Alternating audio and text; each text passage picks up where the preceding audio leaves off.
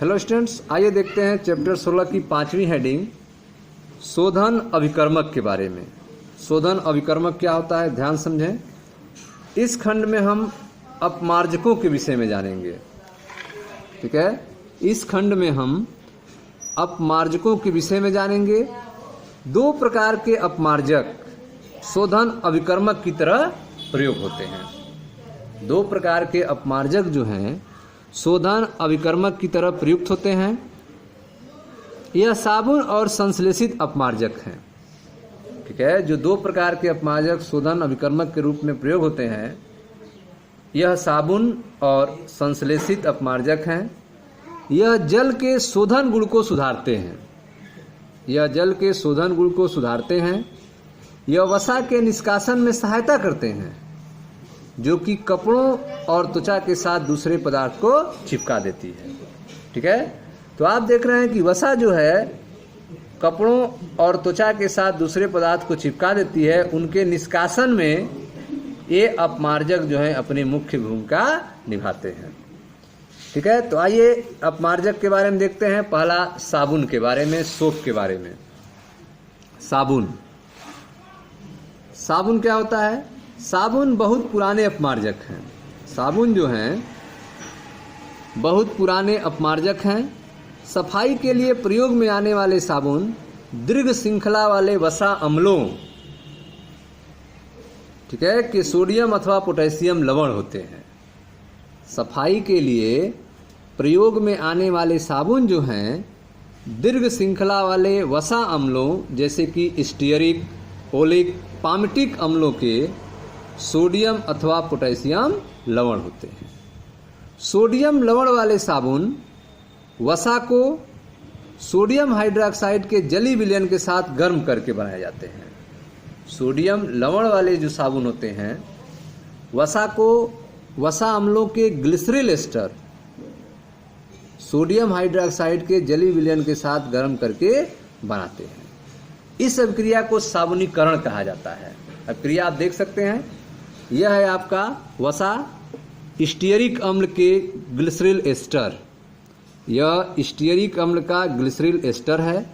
Sodium hydroxide के साथ इसको गर्म करते हैं, जिससे सोडियम स्टीयरेट बनता है। यह साबुन है आपका C17H35COONA, सोडियम स्टीयरेट साबुन है। और यह आपका ग्लिसरॉल है या ग्लिसरीन है। ठीक है, तो सोडियम लवण वाले साबुन जो हैं, यह जो सोडियम लवण वाले साबुन आप देख रहे हैं सोडियम स्टीयरेट, यह वसा को सोडियम हाइड्रोक्साइड के जली विलयन के साथ गर्म करके बनाए जाते हैं और इस अभिक्रिया को साबुनीकरण कहा जाता है। इस अभिक्रिया में वसा अम्लों की एस्टर जल अपघटित हो जाती है। इस अभिक्रिया में वसा अम्ल के एस्टर जल अपघटित हो जाती हैं और प्राप्त हुआ साबुन कोलाइडी अवस्था में रहता है। इस अभिक्रिया में वसा अम्लों की एस्टर जल अपघटित हो जाती है और प्राप्त हुआ साबुन कोलाइडी अवस्था में होता है। इसे विलयन में सोडियम क्लोराइड डालकर अवक्षेपित कर लिया जाता है। ठीक है, इस विलयन में NaCl सोडियम क्लोराइड डालकर अवक्षेपित कर लिया जाता है। साबुन निकाल लेने के पश्चात ग्लिसरॉल बचे हुए विलयन में रह जाता है। तो जब आप साबुन निकाल लेंगे विलयन में सोडियम क्लोराइड मिलाकर, तो विलयन में आपको ग्लिसरॉल अर्थात ग्लिसरीन बचा हुआ रह जाएगा। ठीक है, तो इस अभिक्रिया में वसा अम्लों के एस्टर जल अपघटित हो जाती हैं और प्राप्त हुआ साबुनी कोलाइडी अवस्था में होता है। इसे विलयन में सोडियम क्लोराइड डालकर अवक्षेपित कर लिया जाता है। साबुन निकाल लेने के पश्चात ग्लिसरीन अर्थात ग्लिसरॉल बचे हुए विलयन में रह जाता है, जिसे प्रभावी आसवन द्वारा प्राप्त किया जा सकता है। ठीक है, केवल सोडियम और पोटेशियम साबुन ही पानी में घुलनशील होते हैं। केवल सोडियम और पोटेशियम साबुन ही पानी में घुलनशील होते हैं और सफाई के लिए प्रयोग किए जाते हैं। केवल सोडियम और पोटेशियम साबुन ही पानी में घुलनशील होते हैं और सफाई के लिए यूज किए जाते हैं।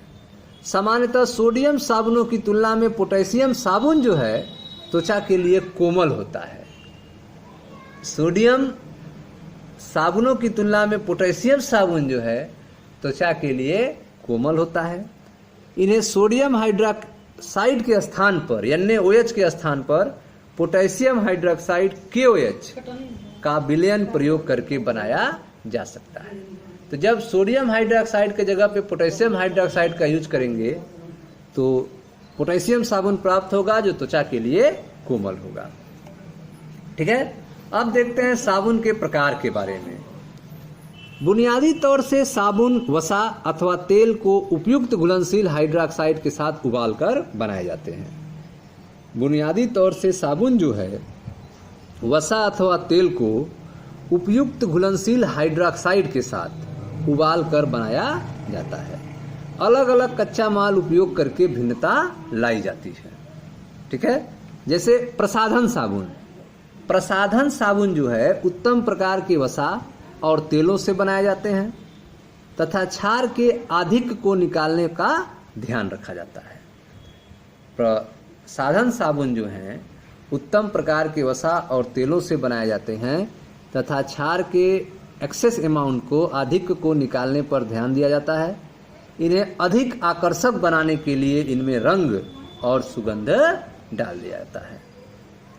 पानी में तैरने वाले साबुन बनाने के लिए उनको कड़ा होने से पहले वायु के छोटे बुलबुले विस्फादित किए जाते हैं। ठीक है, पानी में तैरने वाले साबुन बनाने के लिए उनके कड़ा होने से पहले वायु के छोटे बुलबुले विस्फादित किए जाते हैं। पारदर्शी साबुन जो है साबुन को एथेनॉल में घोलकर और फिर विलायक के आधिक्य को वाष्पित करके बनाया जाता है। पारदर्शी साबुन को एथेनॉल में घोलकर और फिर विलायक के आधिक्य को वाष्पित करके बनाया जाता है। औषधि साबुनों में औषध गुण वाले पदार्थ डाले जाते हैं। जो औषध साबुन हैं उनमें औषधि गुण वाले पदार्थ डाले जाते हैं। कुछ साबुनों में गंधहारक पदार्थ डाले जाते हैं। कुछ साबुनों में गंध को दूर करने वाले पदार्थ मिलाए जाते हैं। दाढ़ी बनाने के साबुन को जल्दी सूखने से बचाने के लिए इसमें ग्लिसरॉल होता है। दाढ़ी बनाने के साबुन को जल्दी सूखने से बचाने के लिए इसमें ग्लिसरॉल मिलाया जाता है। इन्हें बनाते समय रेजिन नामक गोंद डाली जाती है। इससे सोडियम रोजिनेट बनता है जो अच्छी तरह झाग बनाता है। ठीक है, तो दाढ़ी बनाने के साबुन को जल्दी सूखने से बचाने के लिए इसमें ग्लिसरॉल होता है। इन्हें बनाते समय रोजिन नामक गोंद डाली जाती है। इससे सोडियम रोजिनेट बनता है जो अच्छी तरह झाग बनाता है। धुलाई के साबुनों में सोडियम रोजिनेट, सोडियम सिलिकेट, बोरेक्स और सोडियम कार्बोनेट जैसे पूरक डाले जाते हैं।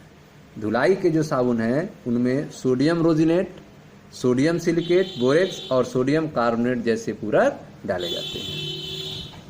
ठीक है, साबुन की छीलन बनाने के लिए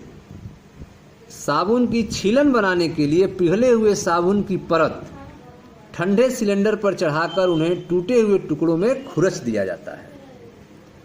साबुन की छीलन बनाने के लिए पिघले हुए साबुन की परत ठंडे सिलेंडर पर चढ़ाकर उसे टूटे हुए टुकड़ों में खुरच लिया जाता है। दानेदार साबुन सूखे हुए छोटे छोटे साबुन के बुलबुले होते हैं। दानेदार साबुन जो होता है वह सूखे हुए छोटे छोटे साबुन के बुलबुले होते हैं। साबुन के पाउडर तथा मार्जन साबुनों में कुछ साबुन मार्जक अपघर्षी जैसे कि झामक चूर्ण या बारीक रेत तथा सोडियम कार्बोनेट और ट्राइसोडियम फास्फेट जैसे बिल्डर होते हैं। बिल्डर साबुन की क्रियाशीलता बढ़ाते हैं। ठीक है, साबुन की शोधन क्रिया को आप 1-5 में पढ़ चुके हैं। तो आप देख रहे हैं कि साबुन की छीलन बनाने के लिए पिघले हुए साबुन की परत ठंडे सिलेंडर पर चढ़ाकर उन्हें टूटे हुए टुकड़ों में खुरच लिया जाता है। दानेदार साबुन सूखे हुए छोटे छोटे साबुन के बुलबुले होते हैं।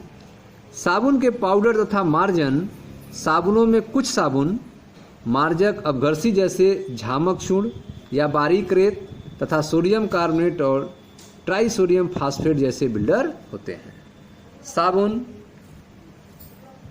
बिल्डर जो होते हैं वे साबुन की क्रियाशीलता को बढ़ा देते हैं। ठीक है, अब देखते हैं साबुन कठोर जल में कार्य क्यों नहीं करते हैं। साबुन जो हैं वे कठोर जल के साथ कार्य क्यों नहीं करते हैं। कठोर जल में कैल्शियम तथा मैग्नीशियम के आयन होते हैं। कठोर जल में कैल्शियम तथा मैग्नीशियम के आयन होते हैं। यह आयन सोडियम अथवा पोटेशियम साबुन को कठोर जल में घोलने पर क्रमशः अघुलनशील कैल्शियम और मैग्नीशियम साबुन में परिवर्तित कर देते हैं। कठोर जल में कैल्शियम तथा मैग्नीशियम के आयन होते हैं। यह आयन जो है सोडियम अथवा पोटेशियम साबुन को कठोर जल में घोलने पर क्रमशः अघुलनशील कैल्शियम और मैग्नीशियम साबुन में परिवर्तित कर देते हैं। समीकरण देखें, यह आपका साबुन है C17H35COON। यह है आपका कठोर जल में पाया जाने वाला कैल्शियम क्लोराइड, कठोर जल में पाया जाता है। यह अभिक्रिया करेगा साबुन से जिससे कि सोडियम साबुन बनेगा और अघुलनशील कैल्शियम स्टीयरेट बन जाएगा, अर्थात कैल्शियम साबुन बन जाएगा और साबुन वर्क नहीं कर पाएगा, अघुलनशील हो जाएगा। यह अघुलनशील साबुन मलफेन की तरह पानी से अलग हो जाते हैं और शोधन अभिकर्मक के कार्य के लिए बेकार हो जाते हैं, सफाई का कार्य नहीं करते हैं। वास्तव में यह अच्छी धुलाई में रुकावट डालते हैं क्योंकि यह अवक्षेप कपड़े के रेशों पर चिपचिपे पदार्थ की तरह चिपक जाते हैं। कठोर जल से धुले बाल इस चिपचिपे पदार्थ के कारण कांतिहीन लगते हैं। कठोर जल से धुले बाल जो हैं इन चिपचिपे पदार्थों के कारण कांतिहीन लगते हैं, उनमें चमक नहीं रहती है।